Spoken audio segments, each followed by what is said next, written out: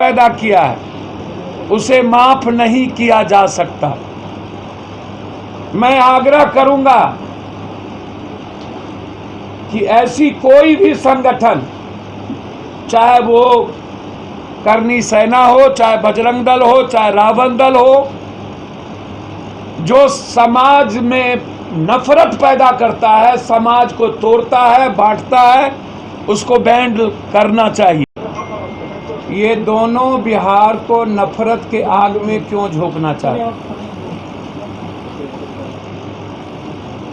सत्ता पक्ष और विपक्ष का जो चरित्र है, जो विचारधारा है, यह दोनों नंगा है,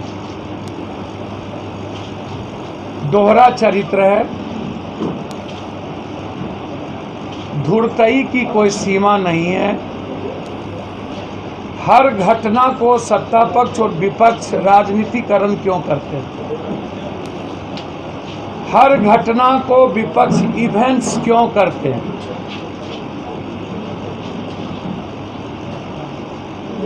सत्ता पक्ष का कैरेक्टर कभी भी बिहार के प्रति सही नहीं रहा।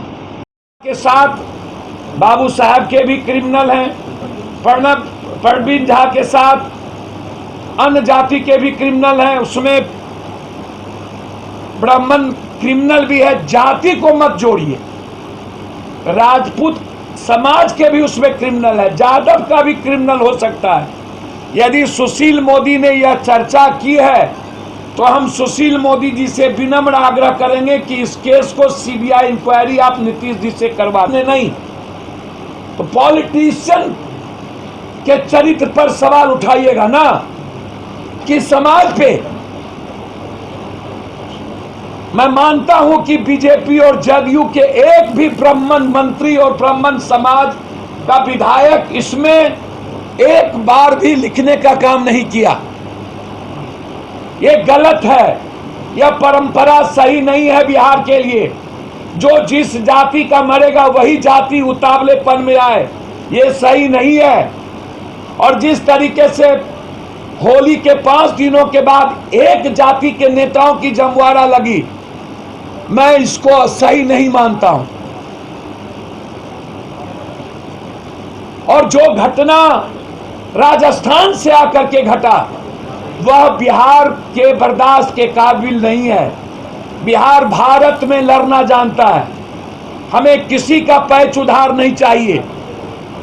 और कमजोर सरकार होने के चलते बाहरी लोगों ने आके दखल दिया, यह कमजोर सरकार की निशानी है।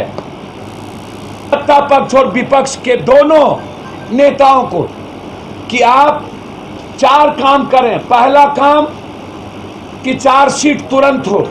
दूसरा काम कि न्यायालय का गठन हो, हर परिस्थिति में, हर परिस्थिति में न्यायालय का गठन हो, अविलंब एक स्पेशल न्यायालय का, और 3 महीने के अंदर स्पीडी ट्रायल करके फांसी की सजा दिलाई जाए। तीसरा, जो 6ठे आदमी है पारस में, उनको रेफर कर दिया गया है एम्स। सरकार उसकी मदद नहीं कर रही है, न विपक्ष। उनको अविलंब एम्स में नहीं भेजा गया और वहां भर्ती नहीं कराई गई तो वो डेथ कर जाएंगे। हम सरकार और विपक्ष से मांग करते हैं कि उनकी व्यवस्था अविलंब एम्स भेजने की करें।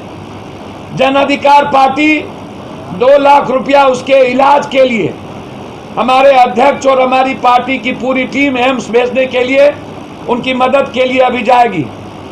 मैं सीधा आपसे सिर्फ इतना सवाल करूंगा कि सत्ता पक्ष और विपक्ष को चाहिए कि असिस्टेंट कमांडेंट जो मरे हैं उनके परिजन को नौकरी तुरंत हो, उनकी 5 बेटियों के नाम 50-50 लाख हो, और अन्य परिजन भाई के भी परिवार को 1-1 नौकरी सत्ता पक्ष के तरफ से घोषणा हो। इंपॉर्टेंट है फांसी, इंपॉर्टेंट है घटना की पुनरावृत्ति ना हो, इंपॉर्टेंट है साजिश में कौन कौन लोग हैं, इंपॉर्टेंट है न्यायालय की गठन, इंपॉर्टेंट है चार्जशीट, इंपॉर्टेंट है 3 महीना के अंदर फांसी की सजा। लेकिन यह मुद्दा को गौन कर पूरे बिहार में जिस तरीके से भाई मुझे परशुराम भगवान ने क्या किया भाई, आप उस पर कमेंट कर रहे हैं। भगवान में को भी जाति से जोड़ रहे हैं आप, और बिहार को बांटने की कोशिश। इसलिए दोनों का चरित्र बिहार के लायक नहीं है। मेरा 5 सवाल है। अब पहला सवाल, बिहार की कोई भी घटनाक्रम हो जिसमें सत्ता पक्ष फेयर नहीं दिखे, विपक्ष का कोई मतलब ही नहीं है। मधुबनी गोलीकांड में मैं 2-3 बात करने के बाद विपक्ष से और सत्ता पक्ष से मेरा 5 सवाल है। मधुबनी में क्या बिहार में मर्द नहीं है कि जो हमारे अपनी घटना को मैं सही ढंग से समाज को बचाने में सक्षम हो? कमजोर सरकार होने के चलते बाहरी लोगों का हस्तक्षेप जिस तरीके से हुआ, कोरोना के बावजूद आप बाहरी लोगों को आने का मौका दिए और बाहरी लोगों ने बिहार में आके उन्माद पैदा करने की कोशिश की, जिसको बर्दाश्त नहीं किया जा सकता। हम सक्षम हैं बिहार के लोग अपनी आग बुझाने के लिए, अपने समाज को बचाने के लिए। हम कमजोर नहीं हैं कि हमको बम्बई का, राजस्थान का, दिल्ली का और बाहर का संरक्षण लेना पड़े। 10 साल पहले कितना नरसंहार हुआ। मेरा सवाल है कि 15 साल पहले जब सरकार बनी थी जनता दल की, तो उसमें भाजपा भी थे, उसमें नीतीश जी भी थे, उसमें रामविलास जी भी थे, उसमें लालू जी भी थे। 2 सालों तक सरकार चली, और यदि नरसंहार हुआ तो उसमें लोरी सेना, कुर्मी सेना, सनलाइट सेना कौन था? मुंह मत खोलवाइए। सबसे ज्यादा नरसंहार सामाजिक परिवर्तन के लिए हुआ था, और उस वक्त सब लोग थे। फिर ये सवाल कहां से उठ जाता है? हुआ घटना, उसके बाद 15 साल आपको मिला। 15 सालों में 7 लाख से ऊपर मर्डर हो चुके हैं। दूसरी घटना, जब लालू यादव के समय में नरसंहार हुआ, तो फिर नीतीश कुमार और लालू यादव एक कैसे हुए सत्ता बनाने के लिए? ये मेरा सवाल है जदयू से। फिर आप नरसंहारियों के साथ एक कैसे हुए, जब आप एक ही पार्टी में सब थे 2 सालों तक? 2.5 साल के बाद इन लोगों की आइडियोलॉजी अलग अलग हुई, और नरसंहार 2 साल के अंदर ज्यादा हुए थे।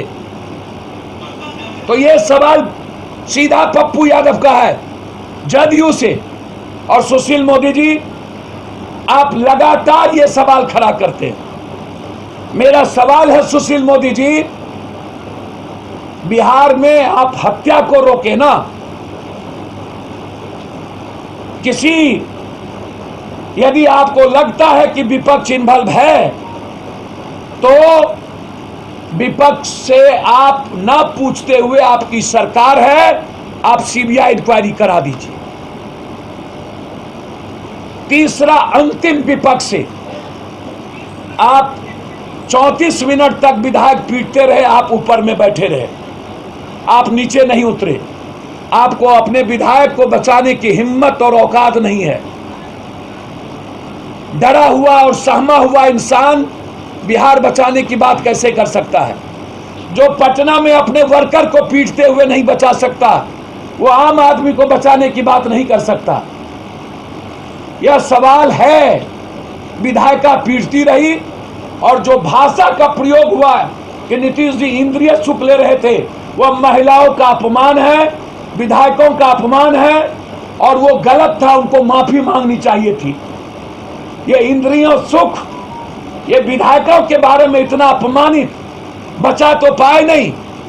लोकतंत्र की हत्या कर दिए सत्ता पक्ष और विपक्ष मिलके, और वो बात मधुबनी गोलीकांड की करते हो। ये शोभा नहीं देता है। अंतिम और दूसरा पॉइंट, नीतीश जी, फैशनेबल दिखना हर किसी का हक है। अगर आप भी ऐसा ही सोचती हैं, तो चले आइए द रॉयल फैशन, जहां आपको मिलता है खूबसूरत लेडीज गारमेंट्स का beautiful collection. The royal fashion, a beautiful collection of ladies garments and boutique, UB Tower, ground floor, Saraiyaganj, Muzaffarpur, या कॉल करें 8210196723। द रॉयल फैशन, क्योंकि फैशनेबल दिखना हर किसी का हक है।